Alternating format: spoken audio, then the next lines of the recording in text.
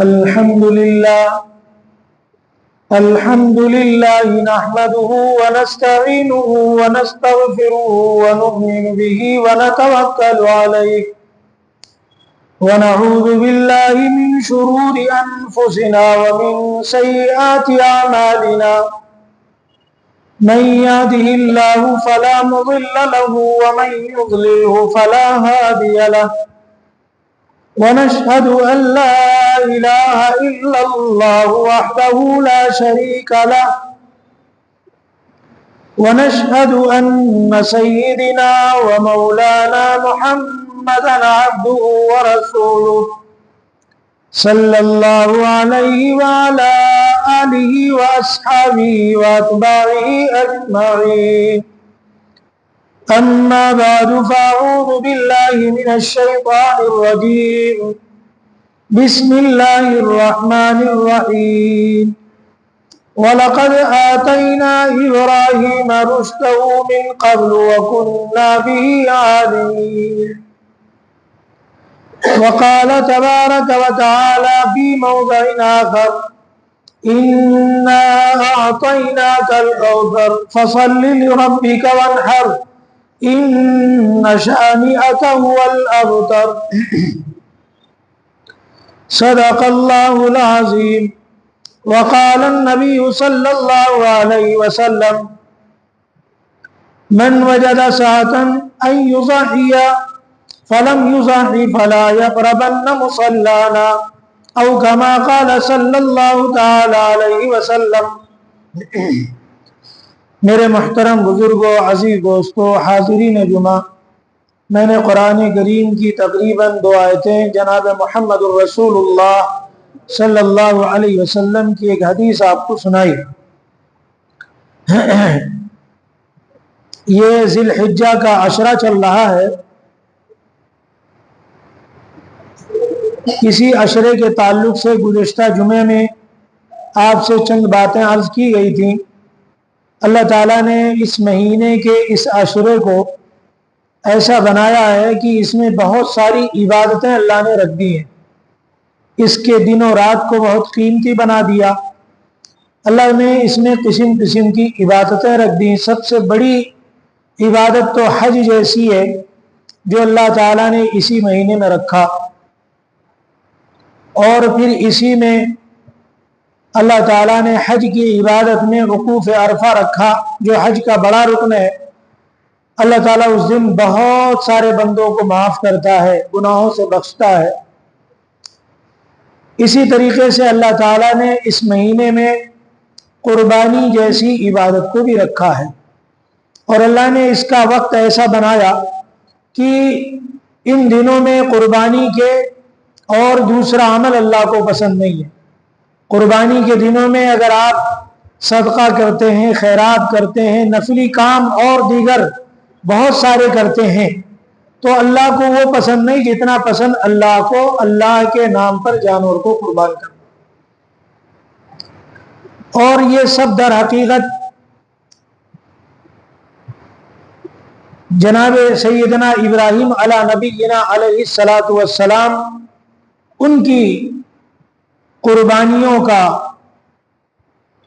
ان کے پورے خاندان کی قربانیوں کا نتیجہ ہے جو اللہ تعالیٰ نے عبادت کی شکل میں امت محمدیہ کو عطا فرمایا۔ ابراہیم علیہ الصلاۃ والسلام کی ذات اللہ تعالیٰ نے انہیں زندگی میں کئی بار آزمائش میں ڈالا، اور ہر آزمائش میں مکمل و کامیاب ہوئی۔ ان کی کامیابیوں کے نتیجے میں اللہ تعالیٰ نے ان کے اور ان کے خاندان کے کیے ہوئے عملوں کو، دی ہوئی قربانی کو، اٹھائے ہوئے مشقتوں کو امت محمدیہ کے لیے اللہ نے عبادت کی چیز بنا دیا۔ اب حج ہی میں آپ دیکھ لو، بہت سارے کام ہیں۔ مثال کے طور پر صفا اور مروہ کے درمیان سعی ہے، حاجی کرتا ہے، اس میں میلین اخضرین کے نام سے صفا مروہ کے درمیان ایک جگہ آتی ہے جہاں حاجی کو تیز چلنا پڑتا ہے، دوڑنے کے قریب چلنا پڑتا ہے۔ اب یہ کیا ہے؟ ایک عمل ہے، اس عمل کو اللہ تعالیٰ کو یہ کتنا پسند ہے کہ اللہ نے حج جیسی عبادت میں اس کو ضروری قرار دیا، عمرے جیسی عبادت میں ضروری قرار دیا۔ آپ کا حج حج نہیں ہوگا، آپ کا عمرہ عمرہ نہیں ہوگا اگر آپ صفا مروہ کے درمیان سعی نہ کریں، اور پھر میلین اخضرین کے درمیان آپ تیز نہ چلیں۔ لیکن یہ کیا ہے؟ یہ سیدہ ہاجرہ علیہ السلام جو اہلیہ ہیں سیدنا ابراہیم علی نبینا علیہ السلام کی، جب وہ چھوڑ کر چلے گئے تھے، اسماعیل علیہ السلام چھوٹے تھے، انہیں کچھ بھوک اور پیاس نے ستایا، ایڑیاں رگڑنے لگے، کوئی چیز میسر نہیں تھی۔ آخر ماں کا درد، ماں بھاگتی گھوم رہی تھی صفا سے مروہ کی طرف، مروہ سے صفا کی طرف، یہ دیکھنے کے لیے کہ کہیں سے پانی کا کوئی قطرہ نظر آ جائے جو میں اپنے چھوٹے سے معصوم بچے کے منہ میں ڈال دوں۔ ان کا یہ گھبرانا، ان کا یہ دوڑنا، اور پھر دوڑ کر جلدی سے صفا سے چلنا اور مروہ پر کھڑے ہو جانا جا کر، اور پھر بچے کی طرف دیکھنا، اور پھر مروہ سے صفا کی طرف بھاگ کر آنا، پھر بچے کی طرف دیکھنا۔ تو ان کی یہ اٹھائی ہوئی قربانی، یہ مشقت، یہ تکلیف اپنے بچے کی خاطر اللہ کو اتنا پسند آیا، یہ عمل اتنا پسند آیا کہ اللہ تعالیٰ نے حج اور عمرہ میں اس کو ایک رکن قرار دے دیا کہ صفا اور مروہ کے درمیان تمہیں حج کرنا ہے یا عمرہ کرنا ہے، صفا اور مروہ کے درمیان سعی تمہیں کرنا ہے۔ تو اس سے آپ اندازہ لگا لو کہ اللہ تعالیٰ کو یہ عمل کتنا محبوب اور پسندیدہ ہے۔ اسی طریقے سے گزشتہ جمعہ جو بات چل رہی تھی کہ وہ قربانی کی، کہ قربانی کا عمل اللہ کو اتنا پسند ہے، لیکن یہ قربانی ملی کیسے؟ اس میں بھی ابراہیم علیہ نبی علیہ السلام کی اللہ نے آزمائش رکھی تھی، جس میں بتایا کہ اللہ تعالیٰ نے بہت بڑھاپے کی عمر میں جا کے اولاد عطا فرمائی، اور پھر وہ اولاد جب عمر کے 13 سال کو پہنچی تو اللہ نے کہا کہ اپنی اس اولاد کو میرے نام پہ قربان کرو۔ ابراہیم علیہ نبی علیہ السلام اپنی اس اولاد کو قربان کرنے کے لیے گھر سے لے کر مینا کی طرف چل پڑے، جہاں میں نے گزشتہ جمعہ بات روکی تھی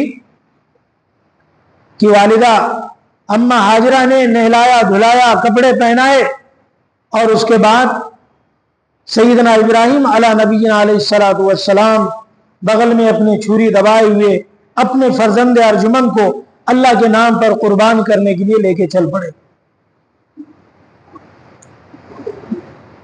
مینا پہنچتے ہیں، مینا پہنچتے پہنچتے یہ عمل، یہ ادا کہ ابراہیم کون ہے کہ جو اپنی اولاد کو ابھی ذبح کریں گے، اپنی اولاد کے گلے پہ چھری چلائیں گے، اس سے تو اللہ ان کا بہت راضی ہوگا، بہت خوش ہوگا۔ اور تھے بھی ابراہیم علیہ نبی علیہ السلام اللہ کے دوست، اللہ نے خود دوستی بڑھائی ہے، اللہ نے خود بنایا ہے کہ میرے دوست ابراہیم ہے۔ واتخذ اللہ ابراہیم خلیلا، اللہ نے ابراہیم علیہ السلام کو اپنا دوست بنایا، قرار دیا، قرآن میں اللہ نے اس کا اعلان کیا۔ اب ابراہیم علیہ نبینا علیہ السلام، ان سے اللہ نے کہا کہ اپنی اولاد کو قربان کرو، اور وہ اس کے لیے تیار ہو گئے، گھر سے لے کر اپنی اولاد کو مینا پہنچ چکے ہیں۔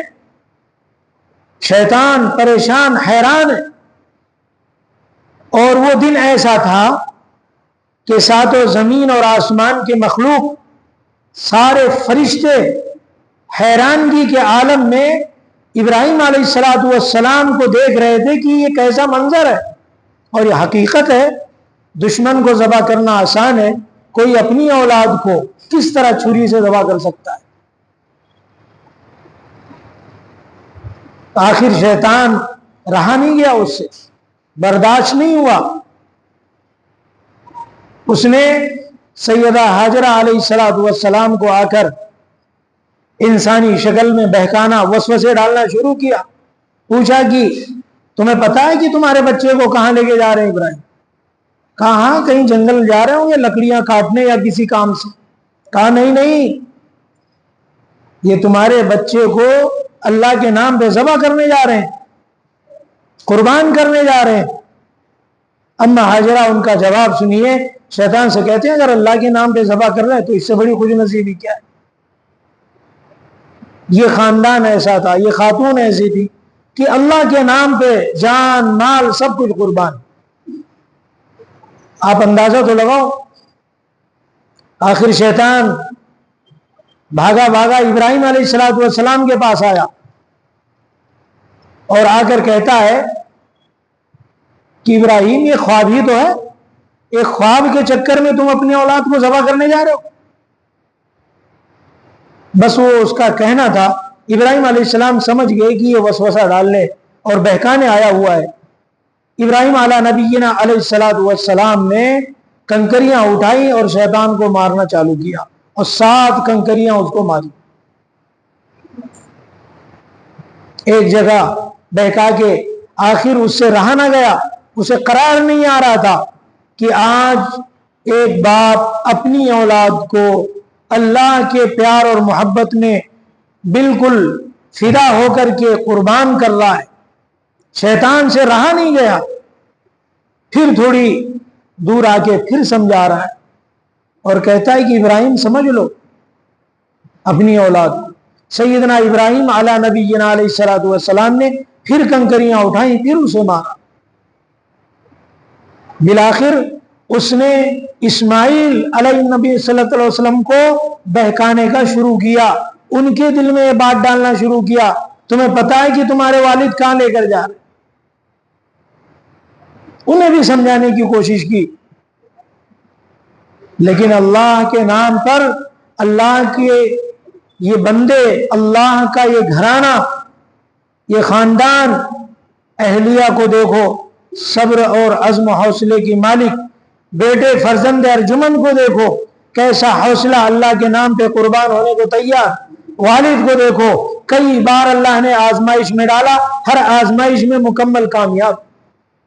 تیسری مرتبہ بھی سیدنا ابراہیم علیہ نبینا علیہ السلام نے کنکریاں اٹھا کر ماری شیطان کو. تب شیطان وہاں سے بھاگا اور سمجھ گیا کہ اب یہ تو قربان کر کے رہیں گے.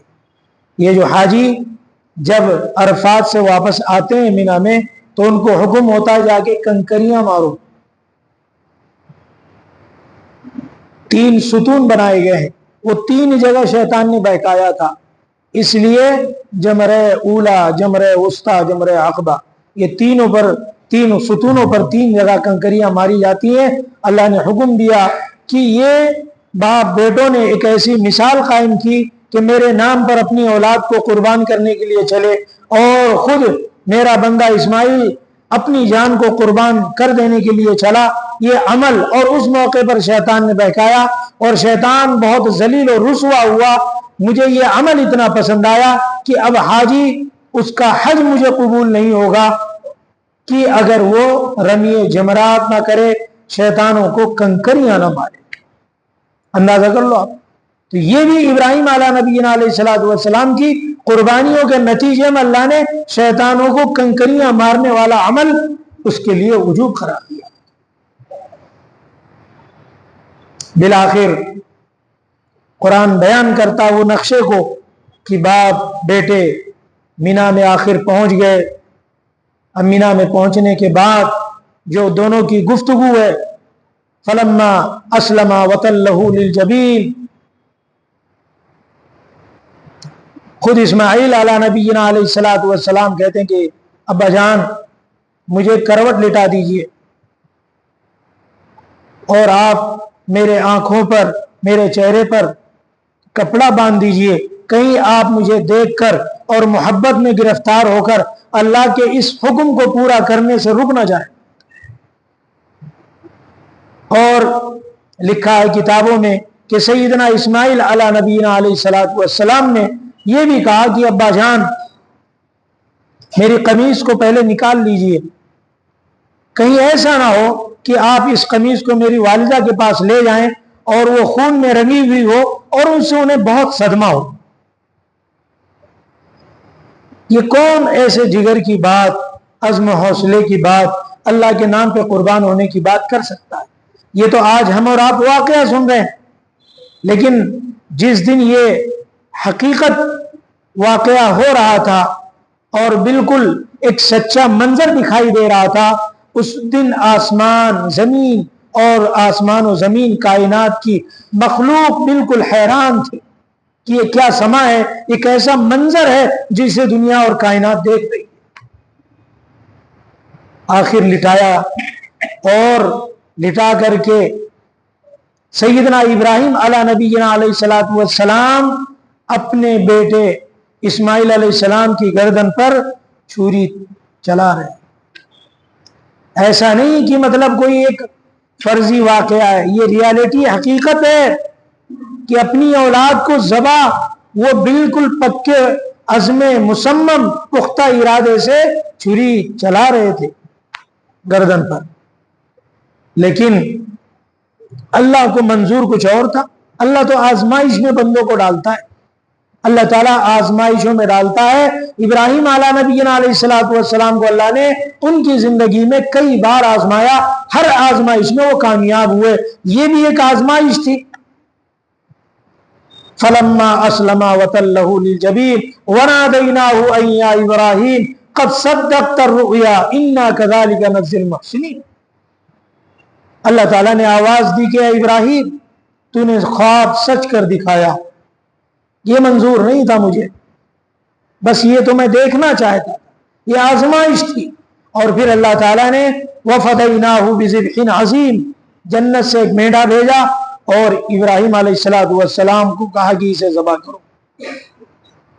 یہ اسی دن سے اللہ تعالیٰ نے اس قربانی کے عمل کو پسند کیا، اور اتنا پسند کیا کہ اللہ تعالیٰ نے اپنے سب سے لاڈلے نبی سرکار دو جہاں جناب محمد الرسول اللہ صلی اللہ علیہ وسلم کی سنت اسے قرار دیا، اور اللہ نے اپنے حبیب کو حکم دیا اور یہ کہا کہ اے میرے حبیب، تم بھی قربانی کرو، اور اس پیارے عمل کو اپنی امت سے کہو کہ وہ بھی اللہ کے نام پر جانور قربان کرے، اور اپنی امت سے بتا دو کہ قربانی کے دنوں میں تمہارا کوئی خیرات، تمہارا کوئی صدقہ، تمہارا دوسرا کوئی نفلی کام مجھے اتنا پسند نہیں ہے جتنا پسند اللہ کے نام پر اس جانور کو قربان کرنا، اس کا خون بہانا مجھے پسند۔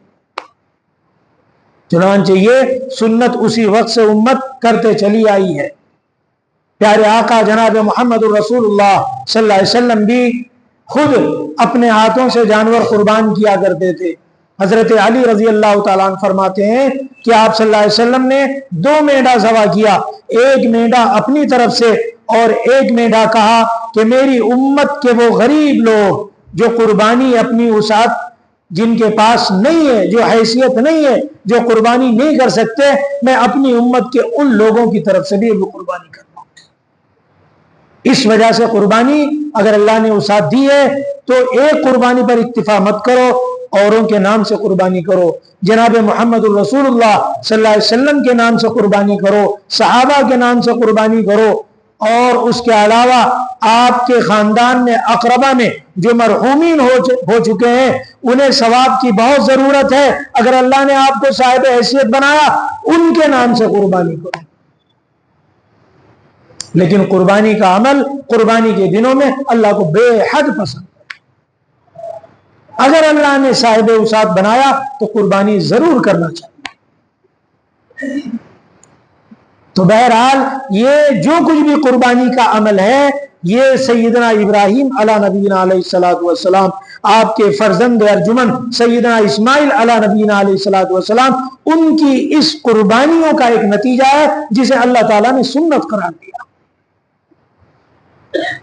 اس بنیاد پر امت محمدیہ کے لیے پیارے آقا صلی اللہ علیہ وسلم نے فرمایا کہ جو میری امت میں صاحب حیثیت ہیں ان کے لیے قربانی واجب، لازم، ضروری ہے۔ اس بنیاد پر ہمیں قربانی کے اس عمل کو اگر اللہ نے صاحب حیثیت بنایا تو ضرور کرنا چاہیے۔ بکرا قربان کریں، بڑے میں حصہ لیں، جیسا بھی کریں، لیکن قربانی ضرور کریں۔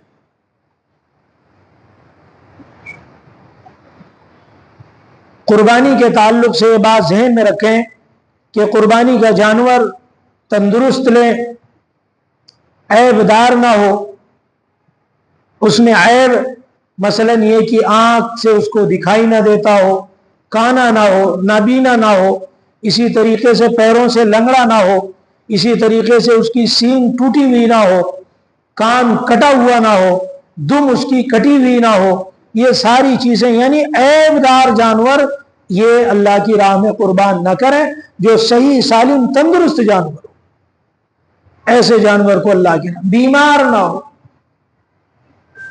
صحیح سالم تندرست جانور کو اللہ کی راہ میں قربان کریں۔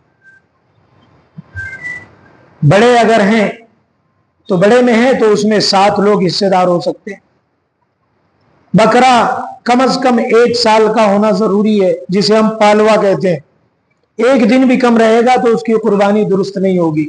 لیکن جو بھیڑ جو بال والے ہیں، جسے یہاں بکرا کہا جاتا ہے، اون والے، مینڈا کو ہو، دمبا کو ہو، یہ سارے اگر تندرست ہیں اور انہیں سال والے مینڈوں میں چھوڑ دیا جائے تو کوئی زیادہ فرق نہ ہو، اس طریقے سے وہ دکھائی دیتے ہو، تو وہ 6-8 مہینے کے بھی دمبے کو ذبح کیا جا سکتا ہے۔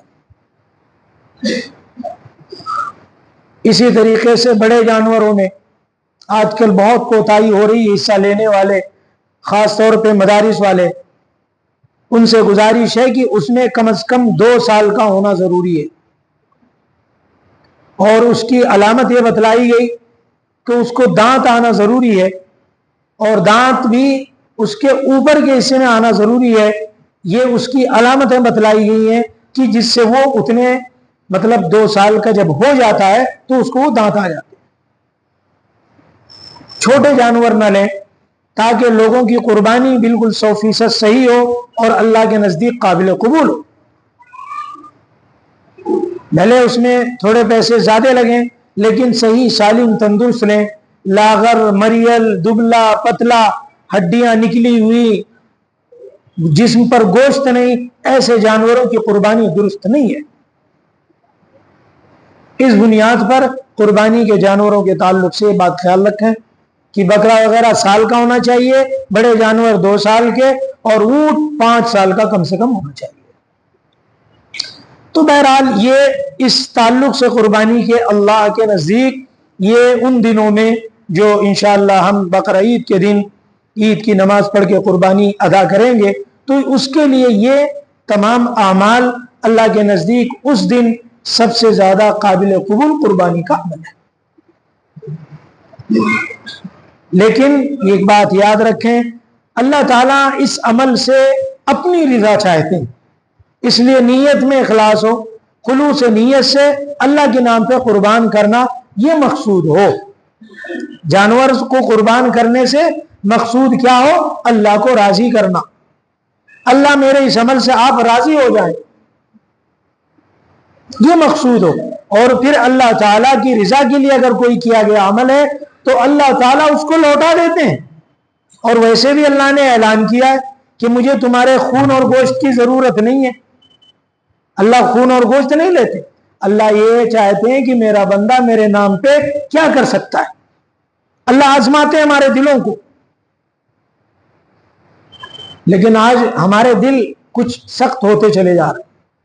آج ہمارا حال یہ کہ اللہ کے نام پہ جلدی سے جیب میں ہاتھ نہیں جاتا، اللہ کے نام پہ اگر جیب میں ہاتھ بھی گیا تو سوچتے ہیں کہ 10 روپیہ ڈالوں یا 2 روپے کا سکہ ڈالوں اللہ کے نام پہ۔ اللہ کی رضا کے لیے آج ہم بہت زیادہ بخیل ہوتے چلے جا رہے ہیں، اللہ کو یہ بات پسند نہیں۔ دیکھو تاریخ اٹھاؤ صحابہ کرام رضی اللہ عنہم اجمعین کی، اندازہ لگتا ہے کہ وہ کیا کچھ قربان کر دیا کرتے تھے۔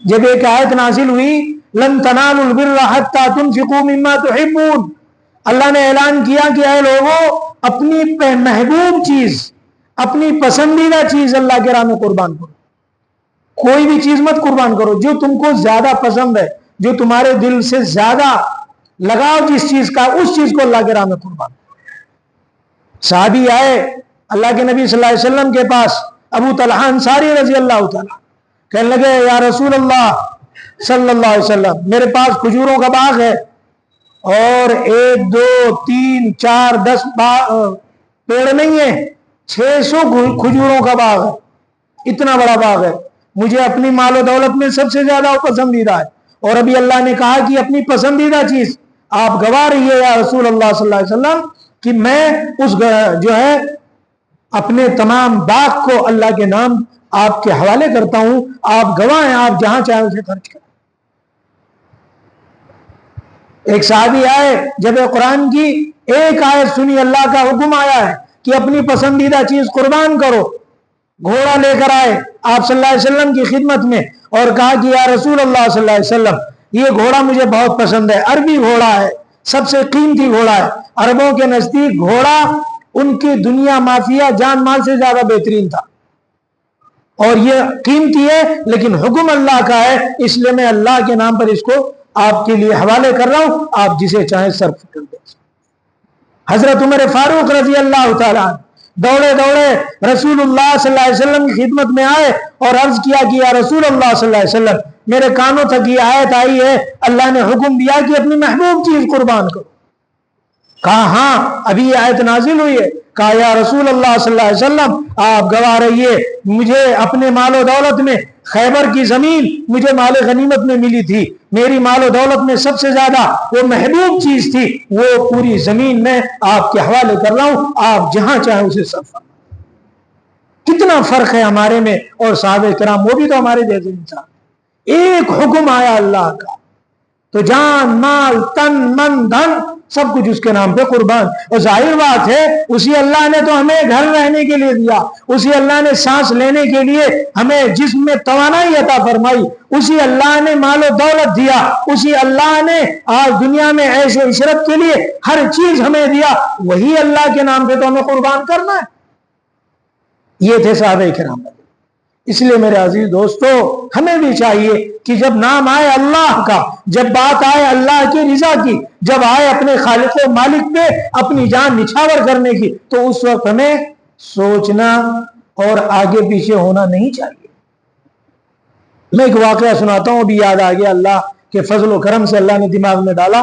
دیکھیے ایک سفر میں نواسہ رسول حسنین کریمین سیدنا حضرت حسن رضی اللہ تعالی عنہ، سیدنا حضرت حسین رضی اللہ تعالی عنہ، سیدنا حضرت عبداللہ ابن جعفر رضی اللہ تعالی، یہ تینوں سفر میں حج کے لیے نکلے اور تینوں کے پاس اونٹ تھے، اونٹ پر سامان وغیرہ سب رکھ کر یہ نکلے۔ ایک جگہ جنگل میں پہنچ گئے، آرام کرنے لگے، آنکھ لگ گئی، ان کے اونٹ بھدک گئے، مطلب بدحواس ہو گئے اونٹ کسی کو چیز کو دیکھ کر، اور جنگل میں وہ فرار ہو گئے، سارا ساز و سامان سب کچھ غائب۔ اب انہیں سفر کرنا ہے، آخر یہ پریشان ہو گئے، جنگل میں بیٹھے رہے، مشورہ کیا، اب جنگل میں تلاش کہاں کریں، اونٹ تو کہیں اور چلے گئے اور سب کچھ ان کا اسی پہ رکھا ہوا تھا، توشے کی تھیلی، پانی، سب کچھ اسی پہ، کچھ بھی نہیں تھا ان کے پاس۔ آخر بہت دور جا کر انہیں ایک جھوپڑی نظر آئی، جب انہوں نے دیکھا تو یہ جھوپڑی میں گئے اور جا کر دیکھا تو جھوپڑی میں کوئی نہیں، صرف ایک بوڑھی اماں ہے، بہت عمر دراز خاتون ہے، کمر جھکی ہوئی، اور بالکل ان سے پوچھا کہ بوڑھی اماں جان کچھ کھانے کو ہے، کیونکہ انہیں بھوک لگ گئی تھی۔ کہا بیٹا کون؟ میں کہا اجنبی مسافر آدمی ہے، ہمارے اونٹ بھدک گئے ہیں اور ہم بھی راستہ بھٹک چکے ہیں، بھوک لگی ہوئی۔ کہا کہ ہاں تھوڑا سا دودھ رکھا ہے، تم لوگ اگر اپنی کچھ بھوک مٹانا چاہو تو یہ دودھ پی لو۔ دودھ تھوڑا سا تھا، تینوں نے پیا، اس سے بھوک کیا مٹے۔ کہنے لگے کہ اماں جان کچھ اور ہے؟ کہا بیٹا کچھ اور تو نہیں ہے، یہ سامنے تمہیں ایک بکری بندھی ہوئی نظر آ رہی ہے، بس اسی کو تم ذبح کر دو اور مجھے دے دو، میں بھون کر دے دوں، اس سے تم اپنی بھوک مٹا لو۔ آخر بھوک نے جو ستایا ہوا تھا، امام حسین رضی اللہ تعالیٰ عنہ نے ذبح کیا اور بوڑھی اماں جان کو دیا، بوڑھی اماں نے بھون کر دیا۔ اس طریقے سے انہوں نے اپنی بھوک کو مٹایا۔ جب بھوک مٹ گئی تو کہنے لگے اب چلو ہم چل سکتے ہیں اور آسانی سے جنگل پار کر لیں گے اور اب پیدل چلیں گے۔ اس طریقے سے یہ لوگ پیدل چلے. لیکن جاتے جاتے امام حسن رضی اللہ تعالیٰ عنہ یہ سب سے بڑے تھے, انہوں نے کہا بوڑھی اماں جان دیکھو ہم لوگ مدینے کے رہنے والے ہیں اور تمہیں بتائے جا رہے ہیں کہ تم جب کبھی مدینہ آنا تو ضرور ہم سے ملنا, اور کوئی اگر حاجت ہوگی تو ضرور ہم سے ملنا اور اسے کہنا.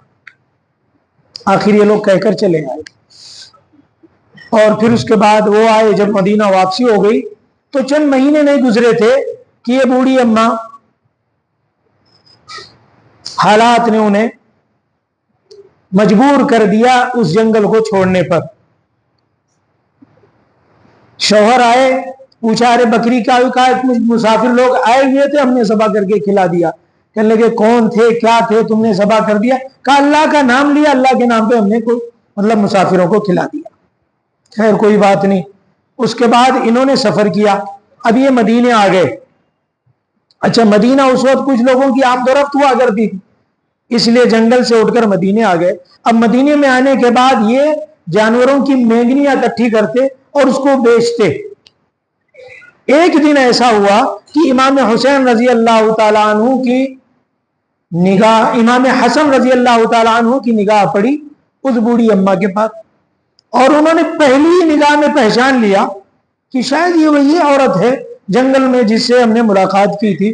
تو فوراً پہنچ گئے, بوڑھی اماں سے کہا کہ کیا تم وہی فلاں خاتون تو نہ کہ ہم جنگل میں ہمارے اونٹ بھٹک گئے تھے اور ہم نے تم سے کچھ مانگا تھا تو تم نے اپنی بکری ذبح کر کے ہمیں بھون کر دیا تھا؟ کہا ہاں بس میں وہی ہوں بیٹا, حالات نے جو ہے ہمیں دو چار کر دیا اس لیے ہم وہاں سے چلے آئے. اب یہاں کچھ یہی جانوروں کے جو ہے مینگنیاں اکٹھی کر کے اسے فروخت کر کے کچھ اپنا گزارا کر. امام حسن رضی اللہ تعالیٰ کہنے لگا اچھا ٹھیک ہے. بوڑھی اماں کو اپنے پاس بلایا, گھر میں گئے اور 1000 دینار, 1000 دینار, دینار یہ سونے کا سکہ ہوتا ہے جس کو اشرفی کہا جاتا ہے, درہم چاندی کا ہوتا ہے. 1000 دینار لے کر آئے اور اپنے غلام سے کہا کہ میرے ریوڑ میں سے 1000 بکریاں اس بوڑھی اماں کو دے دو. امام حسن رضی اللہ تعالیٰ عنہ نے یہ دیا اور اپنے غلام سے کہا کہ اس بوڑھی اماں کو میرے بھائی حسین کے پاس بھی لے جاؤ اور اسے بتاؤ تم بوڑھی اماں کہ میں وہی ہوں کہ جو تم سے جنگل میں نے تم سے ملاقات کی تھی. اور غلام سے کہا کہ تم جا کر بتا دینا کہ امام حسن نے اتنا اتنا ان کو دیا ہے, کیونکہ ان کا احسان تھا. امام حسین رضی اللہ تعالیٰ عنہ نے جب سنا تو وہ بھی گھر میں گئے, انہوں نے بھی 1000 دینار اور بکریوں میں سے 1000 بکریاں انہیں عطا کی. عرب کا قبیلہ بکریاں پالنے میں ماہر تھا, ہر گھر میں بکریاں ہوتی تھی. تو امام حسن نے 1000 دینار دیے, 1000 بکریاں دی. امام حسین رضی اللہ تعالی عنہ نے 1000 دینار 1000 بکریاں دی. قربان جائیں یہ اہل بیت تھے, ان کی سخاوت ہی ایسی تھی کیونکہ جناب محمد الرسول اللہ صلی اللہ علیہ وسلم کے نواسے تھے.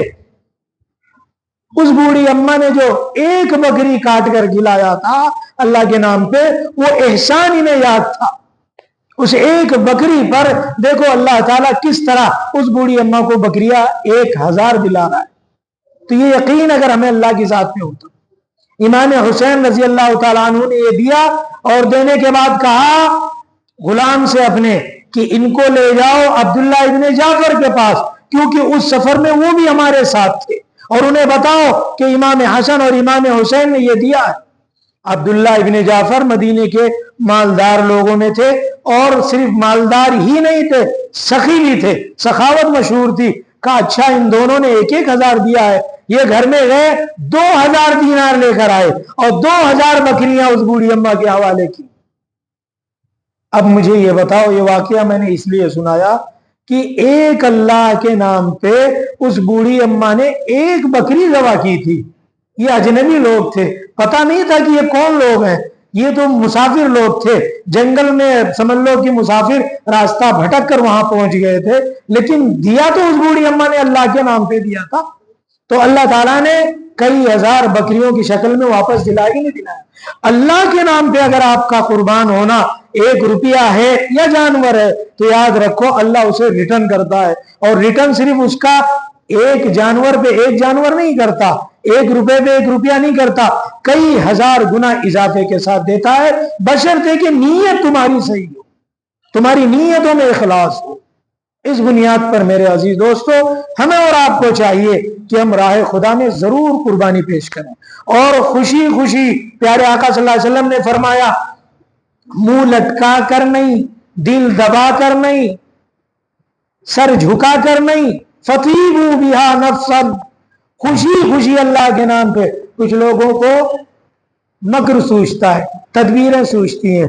कुछ वीडियो में देखा, अरे इतना पैसा कुर्बानी के लिए जाया हो जाता है, शिक्षण के लिए इतना खर्च कर दिया जाए, फला काम के लिए इतना खर्च कर दिया जाए, और उसमें कुछ बेवकूफ मुसलमान भी रहते हैं जो हाँ में हाँ मिलाते हैं।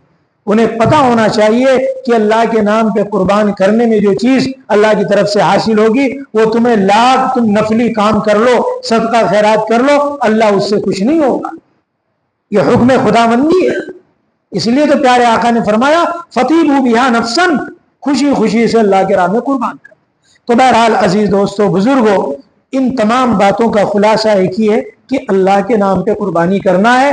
कुर्बानी चाहे बकरे की करें चाहे बड़े में, देखिए सवाब में कोई फर्क नहीं होता। कुछ लोग क्या सोचते हैं कि बकरा ही कुर्बानी को कहते हैं, हिस्सा दिए तो वो कुर्बानी नहीं है, ऐसा कुछ भी नहीं है। सवाब देने वाला अल्लाह है, वो जो चाहे जितना चाहेगा देगा, आपकी नीयतों के मुताबिक देगा।